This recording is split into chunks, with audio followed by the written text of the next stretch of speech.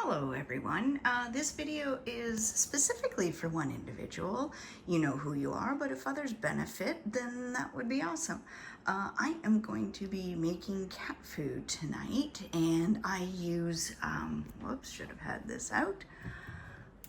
It used to be called Better in the Raw, and now it's No Better for cats. I've been using this for 10 years, and it is fabulous for feeding a raw diet because all you need is the mix-in, so the No Better Raw, and you need some protein.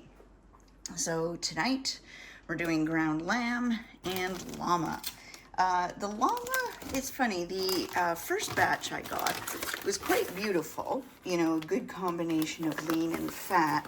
And the second batch I got from the farmer was mostly fat. So, not as enthused. I mean, they do need fat, don't get me wrong. But I would have liked more of the first batch. So definitely going to be investigating that before I actually pay for it. So here is the Better in the Raw. And you add some water. And this is pumpkin. Max gets a special diet because of his kidney illness. So he gets some extra water, some pumpkin, and the lucky boy, he gets some butter. So he gets extra fat. So he definitely gets the fattier llama. And that helps him out. Oh, and here he is. And there's the stand mixer that I use to combine everything. And there's Max. Say hello, Max. And this is sort of my prep area. I've got 3 containers there ready to go.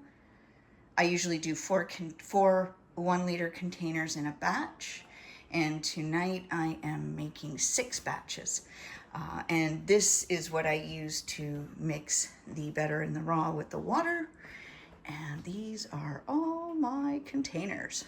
So just a quick word, these are awesome containers, white solid polyurethane. This is what you want.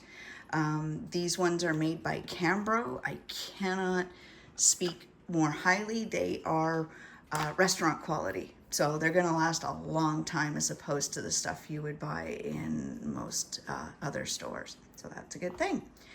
All right, so and there is Max digging into the pumpkin. Hi, buddy. Yeah, that tastes good? Yeah, why do I even bother? I should just give you a can of pumpkin every day. No, because then you will poop way too good. Another word, pumpkin is great if they need to poop or don't need to poop. It's a really miracle vegetable that allows animals to do one or the other accordingly. I don't know how the pumpkin knows, but it just knows how to set things right. Anyway, see you shortly. This is loud for a couple of reasons. One, so in this instance, I've got the pumpkin going with 3 pounds of llama. Mal's food, I do 4. He doesn't need any of the special ingredients. And then over here, of course, waiting patiently, we have Max. And we've got the Better in the Raw and the water. Yes, very noisy. I mix that for about a minute or 2, and I'll be back. So as the ground meat is whirling around with the pumpkin or just by itself, once this has been combined, so Better in the Raw and water, for a couple of minutes, you pour in slowly.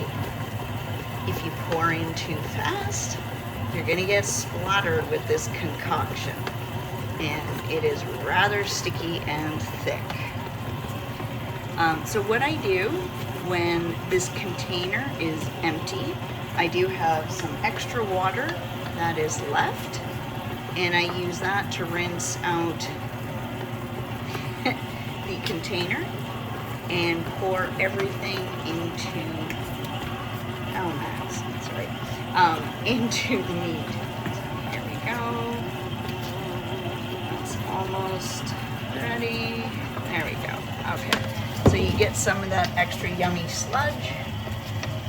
Here is my extra water. I pour that in. And then I grab the spatula from Max. Hey buddy, yeah, gonna need that. And then I scrape down the sides.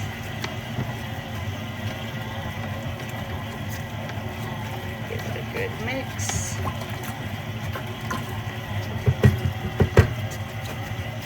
And then I continue pouring.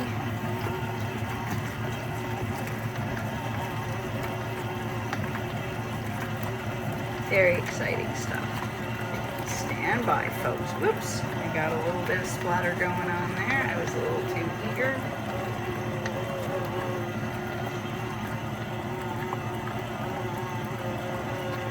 We're getting there. Oops. I'm just going to pause for a sec. All right, around and around it goes. And I increase. Give it a good mix. You just mix it for a few minutes. As you can see so far, it's been 5¼ minutes.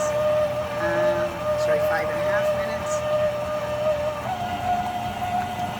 But don't have it go so high that it splatters everywhere. And go a little more. And I'll be back. I had neglected to mention, practice safe electricity, unplug the mixer when not in use. There you go, Max. Yes, he's like us. He's like when we were kids. He wants to lick the beater clean. And who can I deny that cute, adorable, handsome face? Okay, so I had forgotten to tell you that I also at the very end add Max's butter. But like I said, the regular recipe does not require butter. So then I just take this, and as some of you know, my hands are buggered.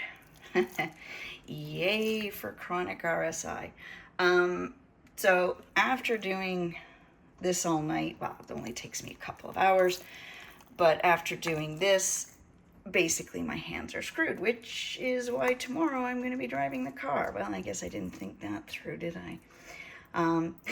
Anyway, so this is all I do is scoop it in these containers. I flatten it out, get as much air out as possible. And then I put it in the freezer. All right, and I'm going to turn this one off because I need to focus. Cheers, y'all.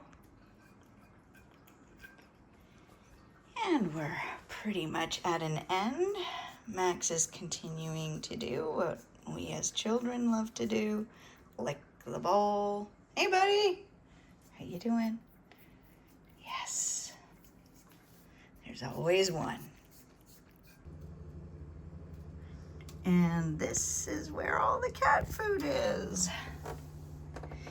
So just as a pro tip, if you've got cats with 2 different diets like I do, the way I differentiate is the tang for the top for Max goes straight to the handle, and for Mal it goes straight to the side. So that way I know Max and Mal's.